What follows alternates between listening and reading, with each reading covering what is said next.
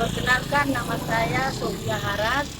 Saya bertugas di SMP 5 Sata Purubala, Kecamatan Purubala, Kabupaten Gorontalo, tepatnya di Desa Puncak. Assalamualaikum warahmatullahi wabarakatuh.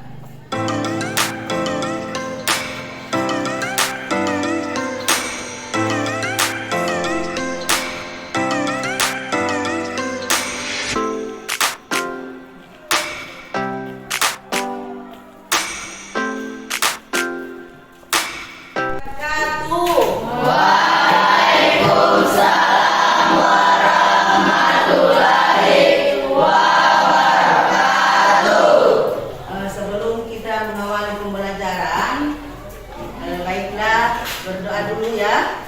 Silakan yang memimpin doa, Indri. Sebelum belajar, marilah kita berdoa sama-sama. Berdoa mulai.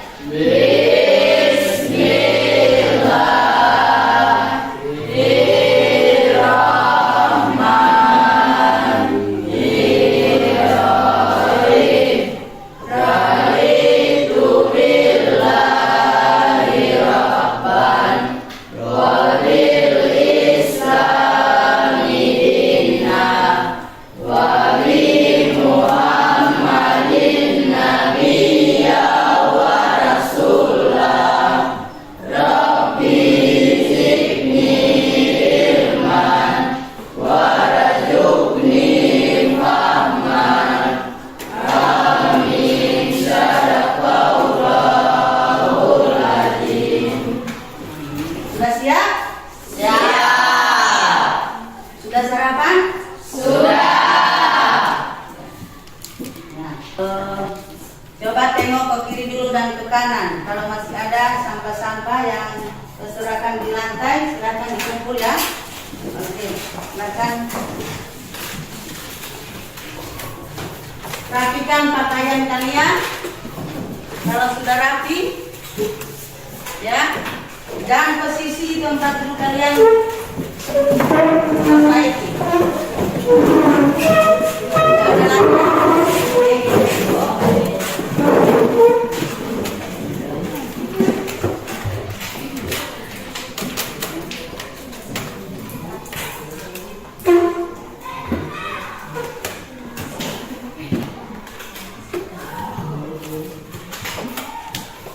Baik. Ada yang sudah hadir hari ini? Semua hadir Ibu. Semua hadir, alhamdulillah. Nah, insya Allah untuk selanjutnya harus hadir semua ya. Allah tidak ada yang sakit ya. Amin. Masih ingat ya pembelajaran yang minggu lalu Ibu berikan? Kira-kira siapa yang bisa saya ingat materi yang lalu, minggu lalu? Sikap positif terhadap pokok pikiran pembukaan Undang-Undang Dasar Negara Republik Indonesia tahun 1945. Ya, sikap positif Terhadap pokok pikiran pembukaan Undang-Undang Dasar Negara Republik Indonesia tahun. 1945. Nah, itulah di bab 2 ya. Kira-kira bisa nggak memberikan contoh kecil ya di dalam pembukaan itu ya? Kira-kira terdapat berapa alinea? 4. Ada? 4. Siapa kira-kira yang bisa menyebutkan atau membacakan alinea pertama? Oke, Devina. Bahwa sesungguhnya kemerdekaan itu ialah segala bangsa dan oleh sebab itu maka penjajahan dan dunia harus dilakukan karena tidak sesuai dengan bangsa dan keadilan. Oke, bagus. Nah, soal yang pertama ya, bahwa sesungguhnya kemerdekaan itu ialah hak segala bangsa. Oleh sebab itu maka penjajahan di atas bumi harus dihapuskan. Itu kan ada 4 alinea ya, sudah memberikan contoh itu yang alinea pertama. Di dalam pokok-pokok pikiran ini ada berapa pokok pikiran? Ya. Kira-kira siapa yang bisa menyebutkan pokok pikiran pertama itu apa? Apa ini? Bahwa pokok pikiran yang pertama yaitu persatuan. Persatuan. Dan pokok pikiran kedua siapa yang tahu? Saya. Ya. Keadilan sosial. Ya, keadilan sosial. Oh. Kemudian pemikiran ketiga apa? Pindri. Kedaulatan rakyat. Ya, kedaulatan rakyat. Jadi yang materi kita pada hari ini adalah kedaulatan negara kesatuan Republik Indonesia. Ya, kira-kira siapa yang bisa memberikan contoh kecil kedaulatan yang ada di kelas? Saya, Bu. Ya. Yang ketua kelas. Ya, pemilihan ketua kelas. Contoh kedaulatan kecil ya? Ya. Merupakan contoh kecil kedaulatan yang ada di Kelas. Berikut contoh kedaulatan yang di sekolah, kemudian di lingkungan sekolah, kemudian deklarasi. Ya, apa lagi? Wakil ketua OSIS. Wakil ketua OSIS. Kira-kira siapa yang tahu apa-apa yang kita persiapkan di pemilihan ketua OSIS itu? Kotak suara. Ya, kotak suara. Apa lagi? Bilik suara. Ya, itu posisi-posisi ruangan ya. Ya. Apa lagi? Tinta. Ya, ada meja tinta. Itu ya yang kita harus persiapkan pada pemilihan ketua OSIS. Kompetensi dasar pada hari ini memahami ketentuan tentang bentuk dan kedaulatan negara sesuai Undang-Undang Dasar Negara Republik Indonesia tahun 1945. Tujuan pelajaran yaitu melalui pembelajaran model problem based learning atau PBL, modifikasi tim games turnamen atau TGT, berbantuan media audio, visual dan media kanva. Peserta didik dapat memahami hakikat dan teori tentang kedaulatan. Yang kedua, melalui pembelajaran model problem based learning atau PBL, modifikasi tim games turnamen atau TGT, berbantuan media audio, visual dan media kanva. Peserta didik dapat menganalisis bentuk kedaulatan yang sesuai dengan Undang-Undang Dasar Negara Republik Indonesia tahun 1945. Yang ketiga, melalui pembelajaran model problem based learning atau PBL, modifikasi tim games turnamen atau TGT, berbantuan media audio, visual dan media kanva. Peserta didik dapat menyimpulkan tentang prinsip-prinsip kedaulatan dengan penerapan kedaulatan yang sesuai dengan Undang-Undang Dasar Negara Kesatuan Republik Indonesia tahun 1945. Pusatkan perhatian kalian ke materi ya. Sebentar akan ada. Assalamualaikum warahmatullahi wabarakatuh. Selamat pagi anak-anakku kelas 9. Bagaimana pada hari ini? Semoga kita semua dalam keadaan sehat walafiat dan selalu dalam naungan Allah Subhanahu wa taala. Anak-anakku, pada pertemuan kali ini kita akan mempelajari bab 3, yaitu kedaulatan negara kesatuan Republik Indonesia. Bagian pertama yaitu tentang teori kedaulatan. Kata kedaulatan berasal dari bahasa Arab yaitu daulah, yang artinya kekuasaan tertinggi. Pengertian kedaulatan itu sendiri adalah kekuasaan yang tertinggi untuk membuat undang-undang dan melaksanakannya dengan semua cara yang tersedia. Oleh karena itu, kedaulatan rakyat membawa konsekuensi bahwa rakyat adalah pemegang kekuasaan tertinggi dalam kehidupan bermasyarakat dan bernegara. Kedaulatan rakyat berarti juga pemerintah mendapatkan mandatnya dari rakyat, oleh rakyat, dan untuk rakyat. Keterlibatan rakyat dalam membentuk pemerintahan sebagai wujud pelaksanaan kedaulatan rakyat dilaksanakan melalui pemilihan umum. Pelaksanaan prinsip kedaulatan rakyat dapat dilakukan melalui demokrasi langsung dan demokrasi perwakilan. Demokrasi langsung bercirikan rakyat mengambil bagian secara pribadi dalam tindakan-tindakan dan pemberian suara untuk membahas serta mengesahkan undang-undang. Sementara itu, dalam demokrasi perwakilan, rakyat memilih warga lainnya sebagai wakil yang duduk di lembaga perwakilan rakyat untuk membahas dan mengesahkan undang-undang.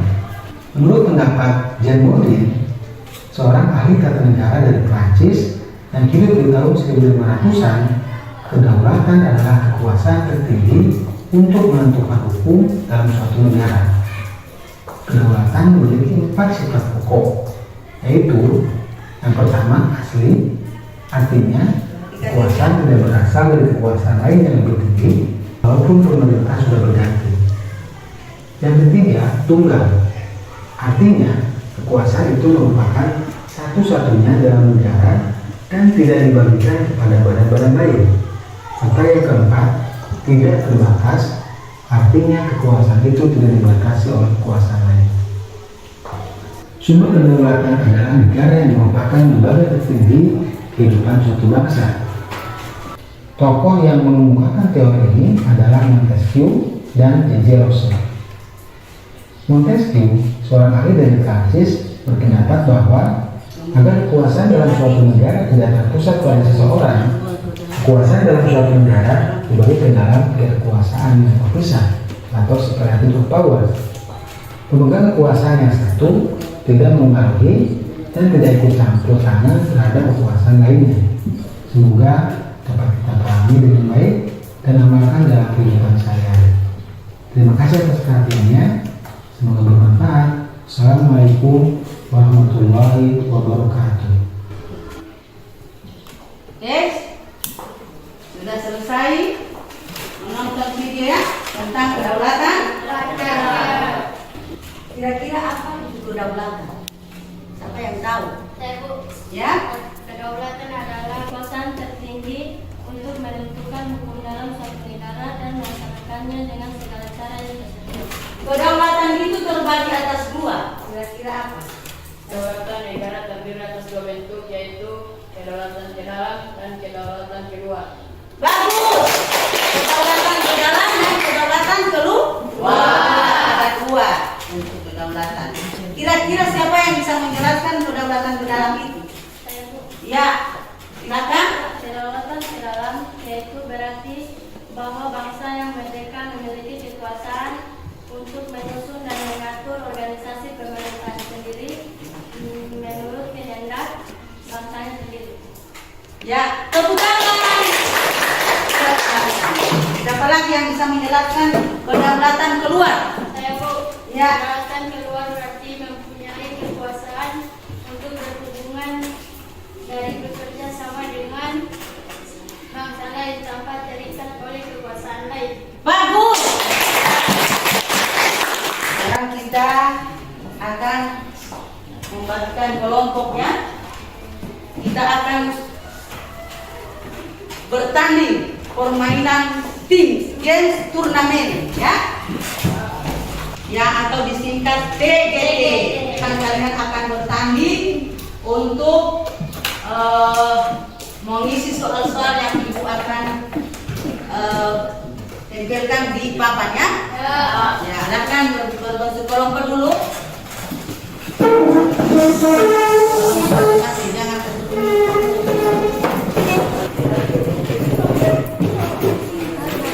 udah. Ya, silakan dibuka link yang sudah ibu berikan. Yang sudah ibu bagikan kepada kalian, ya. Dianalisis itu ya. Sebentar akan ada permainan. Ya.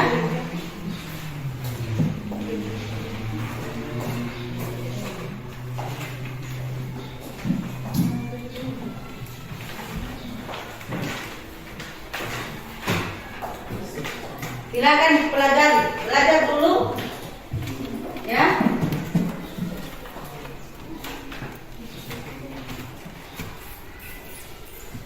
Pelajari materi yang link yang sudah ibu berikan, yang sudah kirim di HP masing-masing ya.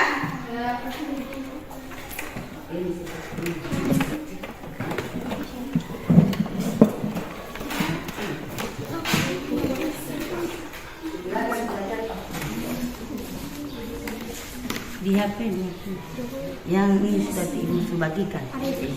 Ya, pelajari itu.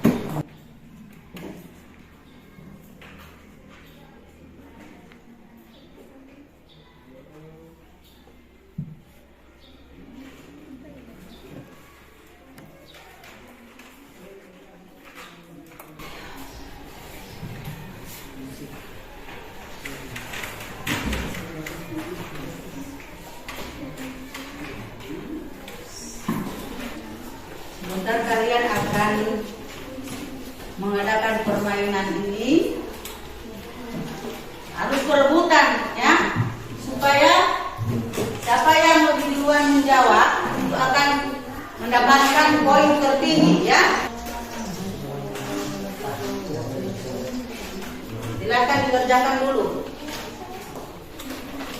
dibaca baik-baik yang sudah ibu berikan. Kalau misalnya ada kelompok yang anggotanya yang belum selesai dijawab, dia tidak mau tidak dilihat lagi, maka teman yang lain bisa membantu ya. Ya, supaya lebih cepat karena ini waktunya permainan ini hanya 5 menit ya.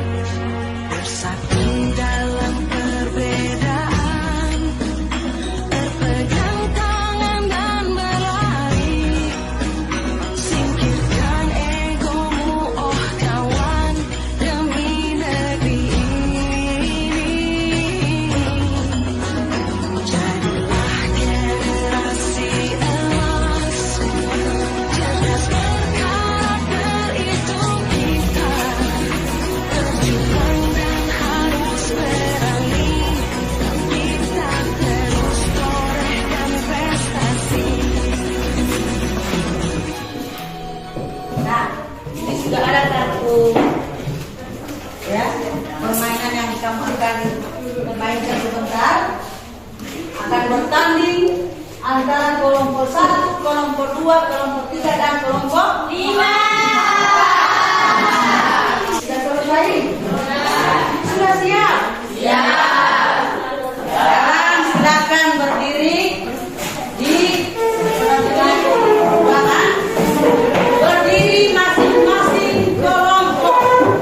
Ya. Kelompok 1 di sebelah sini.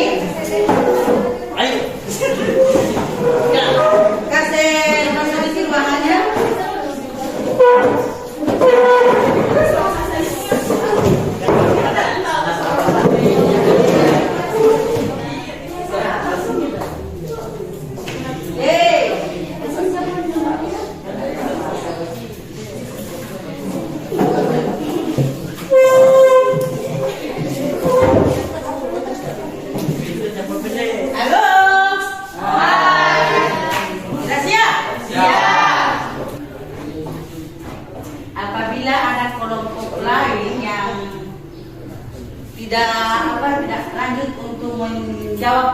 soal itu bisa dibantu oleh teman yang lain ya, teman kalian. Tapi di kelompok itu, misalnya di kelompok 1 ya, jangan kelompok lain yang membantu ya. Fokus di kelompok masing-masing ya. Siapkan pulpen masing-masing ya. Ya. Harus satu-satu ada pulpen. Tidak boleh lirik kiri, lirik kanan ya. Tengok ke kiri, tengok ke kanan. Oke. Siap. Siap. Pertandingan akan dimulai. Yang mengisi soal nomor 1. Silakan maju. Buka dulu.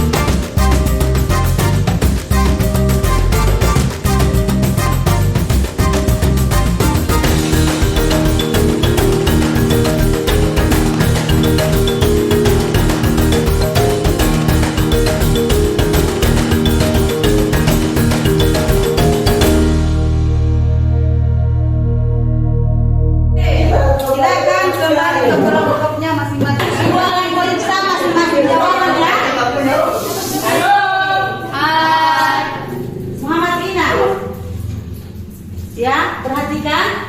Ibu akan periksa masing-masing jawaban kalian ya. Dari nomor 1 sampai nomor 5.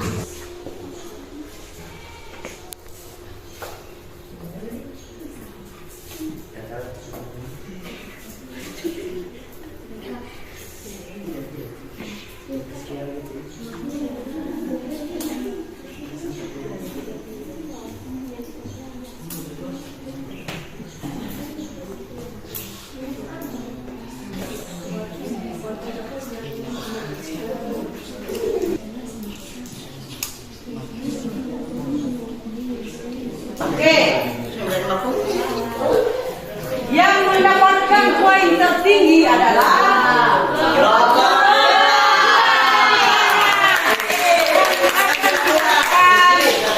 hadiah.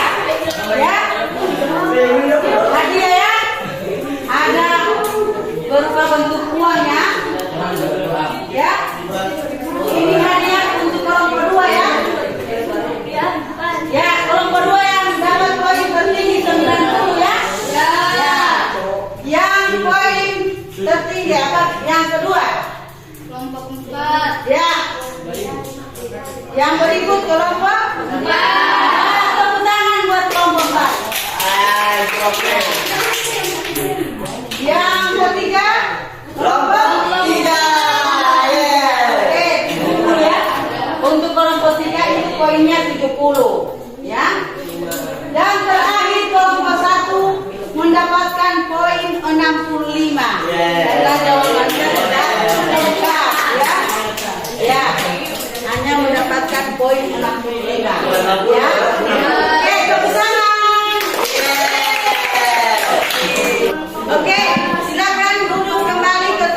masing-masing ya. Kembali ke tempat masing-masing. Ya. Materi yang kita simpulkan bersama ya. Ya, masih ingat tentang kedaulatannya? Kira-kira apa? Bisa menjawab ini. Apa pengertian dari kedaulatan? Pengertian kedaulatan adalah kekuasaan tertinggi untuk menentukan hukum dalam suatu negara dan melaksanakannya dengan segala cara yang tersedia. Ya, itu sudah ya. Pertama. Yang berikut. Ada berapa bentuk kedaulatan? Ya, ada dua kedaulatan. Kedaulatan ke dalam dan kedaulatan luar. Kira-kira bisa menjelaskan siapa yang tahu kedaulatan ke dalam?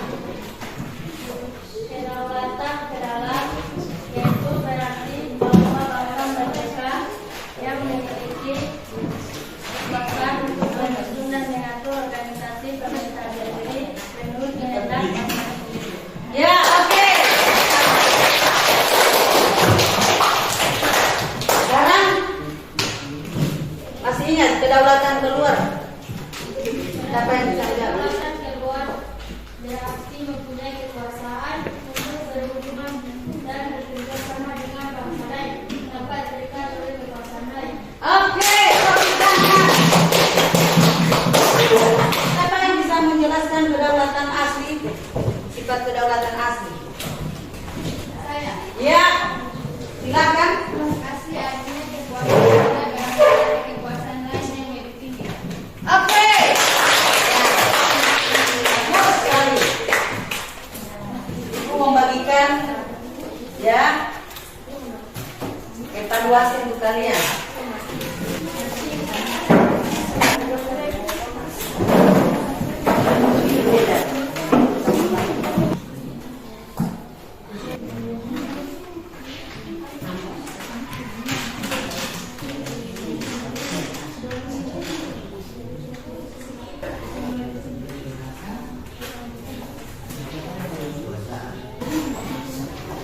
Tunggu saja ya. Ya, sudah.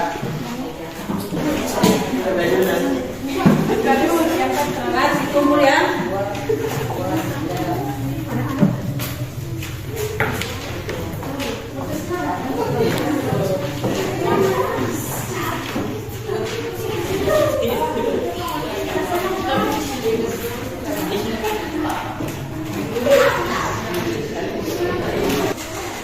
Oke, insya Allah kita akan melanjutkan pembelajaran minggu depan ya. Ya. Materi yang kita akan pelajari minggu depan yaitu prinsip-prinsip kedaulatan negara Republik Indonesia tahun 1945. Prinsip-prinsip kedaulatan Undang-Undang Dasar ya, Negara Republik Indonesia tahun 1945. Itu kita akan bahas di pertemuan berikutnya ya. Belajar ya. Dan kita akan kerjakan seperti ini ya.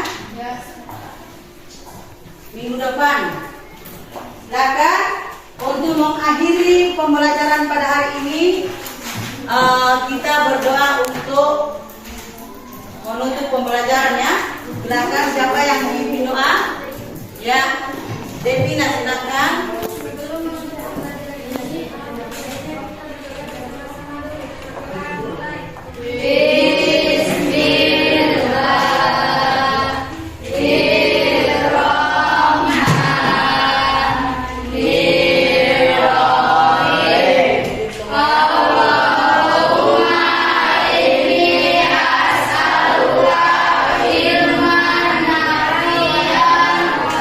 Rizqan thayyiban